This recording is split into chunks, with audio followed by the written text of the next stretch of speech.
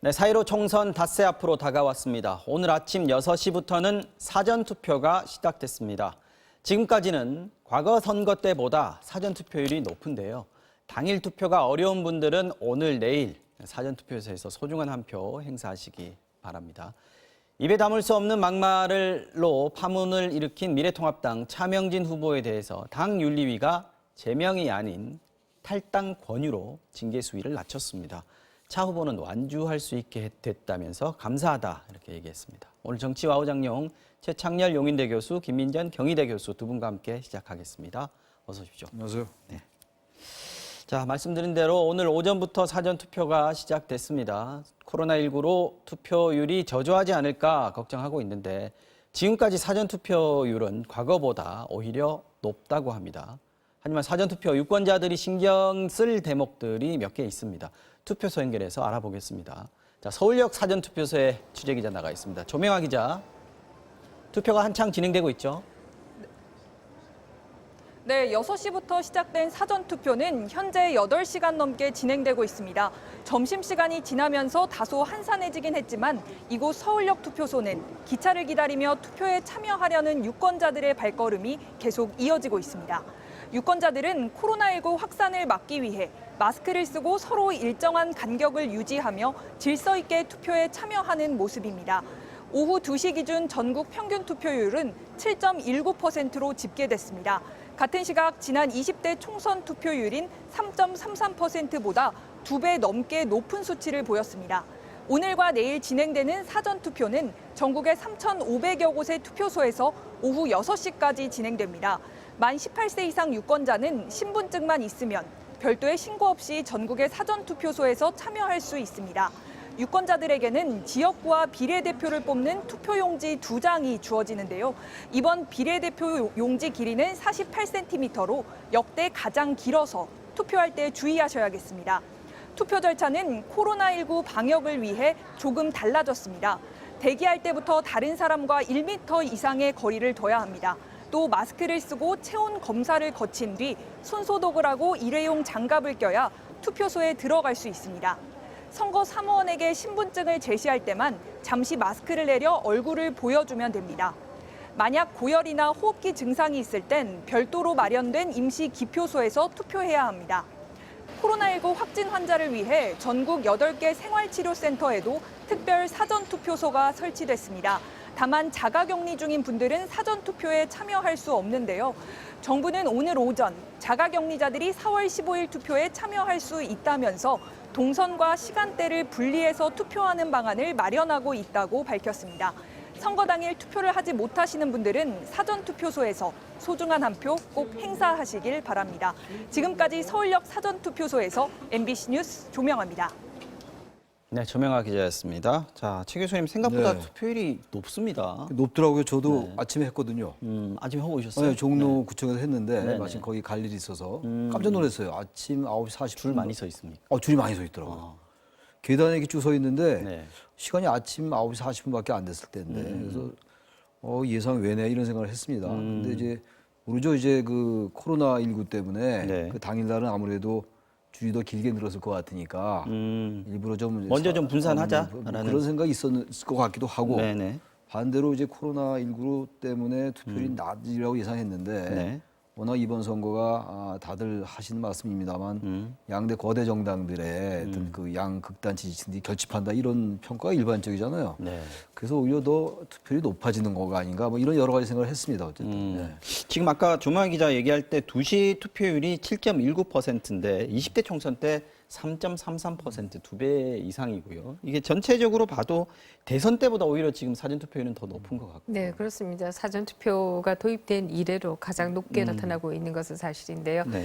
그렇다라고 한다면 왜 그럴까라고 한다면 저는 뭐 2가지 정도 이유를 얘기할 수 있겠다 싶은데요. 첫 번째는 지금 앞에서 최 교수님 말씀하신 것처럼 코로나 때문에 15일에는 너무 복잡하고 그런 경우에 있어서는 간격을 유지하기가 어려울 것이다. 이런 것 때문에 아마 미리 미리 투표하시는 것이 아닌가 이런 생각이 들고요. 네. 두 번째는 사전 투표율이 갈수록 좀 높아지는 경향이 있습니다. 이것은 사전 투표가 그만큼 이제는 안착이 되었는 것이다 이렇게 얘기할 수 있을 거예요. 네. 그래서 오히려 미리 투표하고 또 15일 당일에 무슨 일이 생길지 모르기 때문에 미리 투표하자 이런 그 분위기가 갈수록 정착되는 것이 아닌가 이런 생각을 하고요. 네. 특히 선관위가 조사한 것을 보면 이번 총선에서 투표를 꼭 하겠다라고 하는 응답률이 70%를 넘어서 참 예외적이다 이런 해석들도 나왔는데요. 정말 선관위 조사처럼 이번에 투표율이 높을 것인지 아니면 단순히 투표가 분산되는 것인지 이것은 지켜봐야 할 것 같습니다. 사실 투표율이 좋을수록 국민들의 의사가 그만큼 국회에 많이 반영된다라고 하는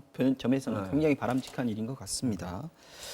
자, 이게 아까 저기 리포트에서도 좀 전해드렸습니다만 이번 사전 투표에서도 좀 주의할 점들이 좀 있습니다. 이거 코로나19 때문에요. 어떤 게 있는지 조금 설명해 주십시오. 뭐 다들 같은 얘기입니다만 마스크는 꼭 써야 되고요. 네. 아까 보니까 이 발열 체크를 하더라고요.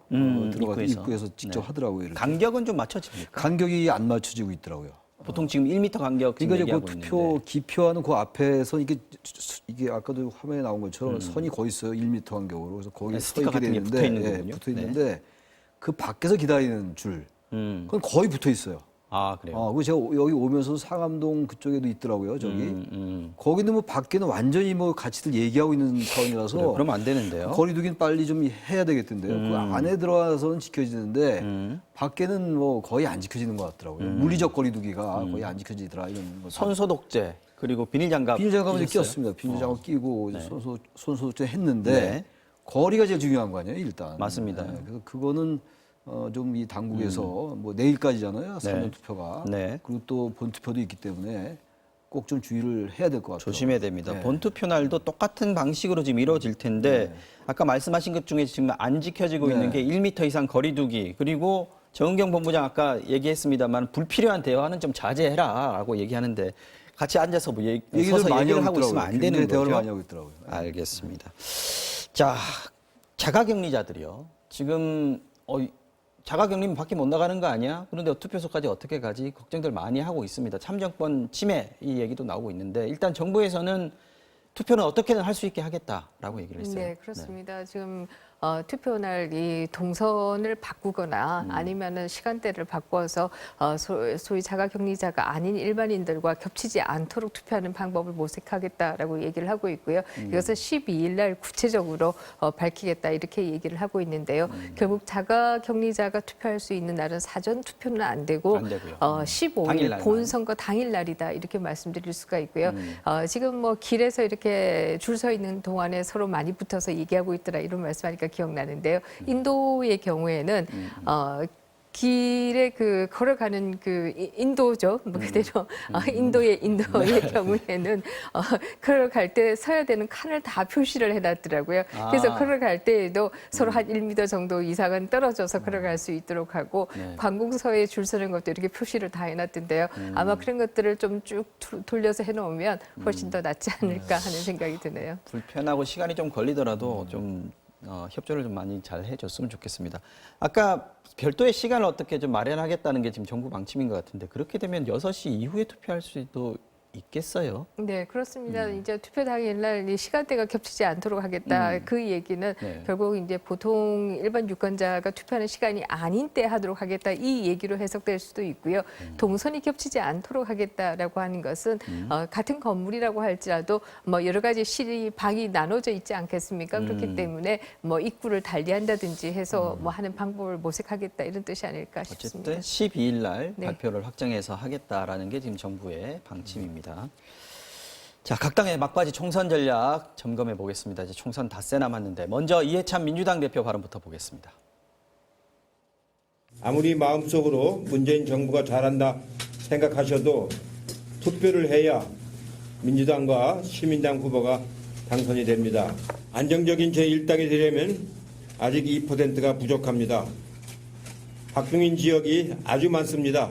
민주당 1당이 되어야 국정 안정이 되는데 여러분들이 좀 더 나와 도와주시고 투표를 해주시길 간절히 바라겠습니다.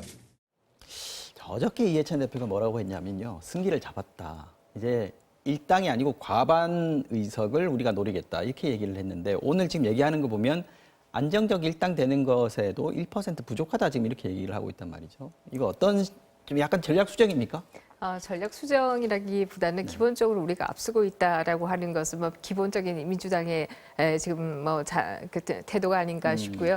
일반적으로 선거에서는 두 가지 전략이 있습니다. 하나는 소위 밴드웨거닝이라고 해서 우리가 앞서고 있다라고 하는 것을 계속 강조하고 유권자의 대세로 경우에는 말하자면. 그렇습니다. 앞선 사람한테 뽑아줘서 내 표가 4표가 되는 걸 방지하겠다 이런 심리가 있기 때문에 그것을 강조하는 경우가 있고요. 또 하나는 소위 언더독 전략이다라고 해서 소위 땅깨 전략이다 뭐 이렇게도 얘기를 합니다만은 또 한편에 있어서 유권자의 심리에는 좀 견제를 해야 되겠다 이런 심리가 있기 때문에 이제 네. 그것을 일으키기 위한 전략도 있다 이렇게 얘기할 수 있을 텐데요. 기본적으로 지금 민주당의 경우에는 우리가 앞서고 있다. 다만 투표를 하셔야 그것이 현실이 된다. 이런 전략을 계속 얘기하고 있는 안 게 나온 발언 중에는 구슬이 서말이라도 깨어야 법에다 네, 얘기를 했어요. 그렇습니다. 투표율 지지율 아무리 높으면 뭐하나 투표장에 나와 주셔야 합니다. 이 얘기죠. 근데 2% 부족하다고 그러자고 1% 부족하다는 거 보니까 조금 자신이 있어 보이긴 합니다. 예. 거기서 자신감이 보인다. 네, 알겠습니다. 미래통합당 메시지는 어떤지 보겠습니다. 김종인 총괄선대위원장 얘기 들어보시겠습니다.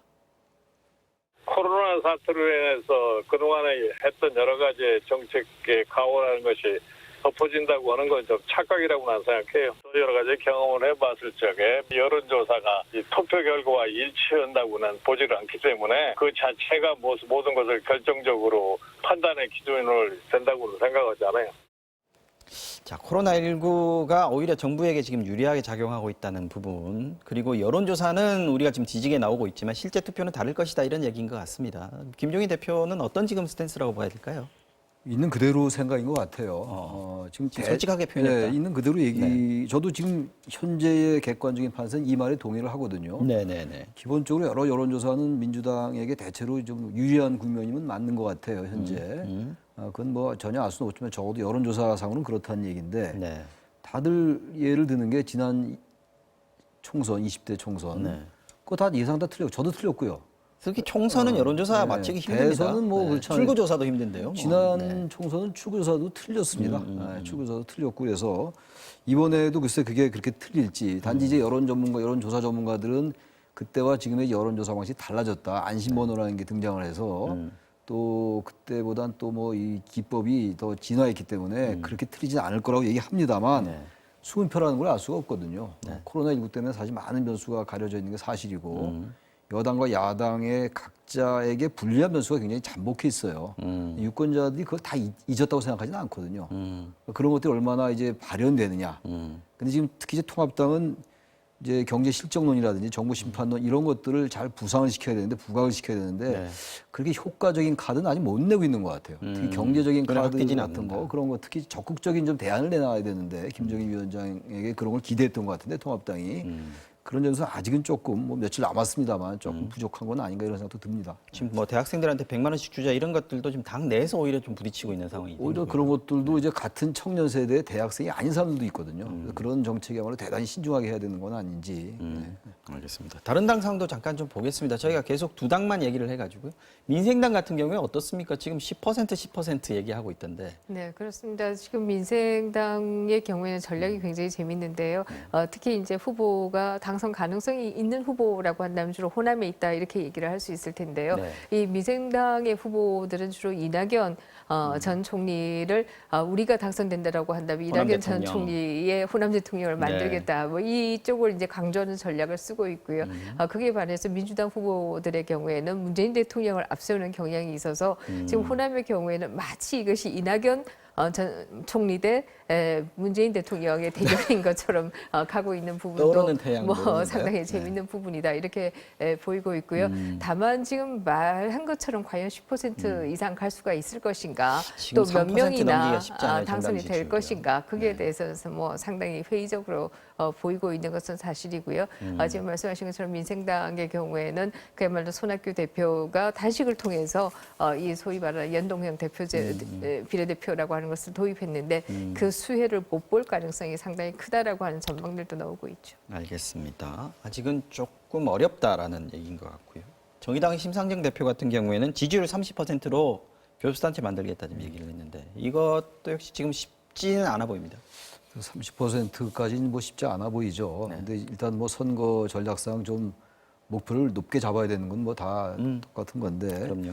심상정 후보는 이제 고향 갑 음. 그쪽에서도 이제 지역구 후보 당선도 어렵다라는 얘기도 있었는데 지금 많이 좀 상황은 좋아진 것 같습니다. 정의당 전체적으로 조금씩 좀 올라오고 좋아졌어요. 있는 전체적인 분위기입니다. 지지율도 네. 좋아졌고 최근에 이제 그 내부에서 반성도 있었고 지난해 이제 조국 전 장관에 대한 여러 가지 입장들 이런 것들이 뭔가 정의당이 정의롭지 못했다 이런 비판이 많이 있었잖아요. 그런 것들에 대한 자체 반성도 있었는데 네. 그런 부분들이 조금 이제 선거가 거의 다가오니까 목전에 오니까 조금씩 회복되고 있는 것 같긴 한데 정의당이 어쨌든 이 아까 민생당 말씀하셨습니다만 김 교수님이 네. 이 정의당도 사실 이 제도에 굉장히 그 수혜를 보려고 기대를 했던 정당인데 어느 정당보다도 상당히 그것과 좀 멀어지는 측면이 없지 않아 있다라는 생각은 드는데 어쨌든 뭐 선전하는 것 같아요. 네. 주전보다는. 국민의당 지금 안철수 대표가 혼자 뛰고 있습니다. 계속해서 뛰고는 있는데 옆에서 뛰는 사람은 안 보인다 이런 얘기들도 있고요. 그런데 지지율은 뭐 5%대 유지하고 있는 상황입니다. 네, 그렇습니다. 국민의당의 경우에는 뭐 처음에 예상했던 것보다는 조금 나은 상황으로 가고 있는 것이 아닌가 이렇게도 보이는데요. 그럼에도 불구하고 굉장한 한계는 지역구 후보가 없기 때문에 하다못해 플랜카드도 걸기가 어려운 상황이기 때문에 그렇죠. 사실 뭐 선거운동을 할 수 있는 방법이 거의 없고 이 때문에 뛰는 거 이외에는 언론의 주목을 받기가 매우 어렵다 이런 얘기가 나오고 있는데요. 그럼에도 불구하고 안철수 대표가 이번 선거를 통해서 상당한 득음의 경지로 간 것이 아니냐 이런 평가도 할 수 있는데요. 메시지가 과거에 비해서 상당히 간결하고 뭐 이 핵심을 찌르는 그런 메시지들을 내고 있는 것도 사실이고요. 또 다른 한편에 있어서는 또 노래를 동행이라고 하는 노래를 불러서 기존의 안철수 이미지하고는 뭐 상당히 다른 이미지를 보여주고 있다 이런 지적들은 나오고 있습니다. 그럼에도 불구하고 결국 뭐 이 작은 정당들이 이 양대 진영의 대결 속에서 설 자리가 크지 않은 것은 또 사실이죠. 네. 자, 저희 MBC가 지난 7일과 8일 양일간 여론조사를 실시했습니다. 어제부터는 여론조사 공표 금지 기간인데요. 그 전에 조사한 거는 소개해드릴 수가 있습니다. 잠시 보면요. 자, 민주당의 국정안정론에 대한 지지가 54.4% 나왔고 통합당의 정권심판론에 대한 지지가 38.0%로 나왔습니다. 지역구에서 어느 당 후보를 찍겠느냐 이렇게 물었을 때는 민주당 후보를 찍겠다는 게 46.9% 나왔고요. 통합당 후보를 찍겠다 29.7%, 정의당 5.3% 이렇게 나왔습니다. 비례대응당 지지를 한번 보면요. 더불어시민당하고 미래한국당이 소수점 첫째 자리까지 똑같이 나왔습니다. 24.2%. 정의당이 9.2% 나왔고요. 열린민주당은 8.2%, 국민의당이 5.6%로 넘겼는데 민생당은 3%를 넘기지 못한 걸로 나왔습니다. 이번 조사는요. MBC가 코리아 리서치에 의뢰해서 지난 7일부터 이틀간 실시했고요. 자세한 내용은 중앙선거 여론조사 심의위원회 홈페이지에서 확인하실 수가 있습니다. 자, 비례정당 시민당하고 한국당 지지율이 뭐 비슷할 거다. 이건 뭐 예상이 충분히 가능했는데 지역구에서 지지율 격차가 생각보다 큽니다. 이건 어떻게 해석해야 될까요? 그래서 정부 심판론이 잘 아직 힘을 못 받는 것 같아요. 정권 심판론이라는 게 사실은 중간평가 그 개념이 총선거에서는 기본적으로 있을 수밖에 없거든요. 야당보다. 그러니까 야당 심판론은 대단히 생소한 프레임입니다. 사실은. 근데 야당 심판론이 별로 힘을 못 받고 있다는 거예요. 지금. 오히려 힘을 많이 받고 있다는 거예요. 야당 심판론이. 그동안 국회에서 야당이 발목을 잡아왔다. 그러니까 그동안 이제 이 통합당 되기 전에 자유한국당 네, 시절에 네. 굉장히 강경투쟁 그리고 장애투쟁이고 요즘 선거 기간에 완전히 들어갔는데 좌파 사회주의 이런 얘기가 많았잖아요. 그런 것들에 대한 국민들의 반감 같은 거거든요.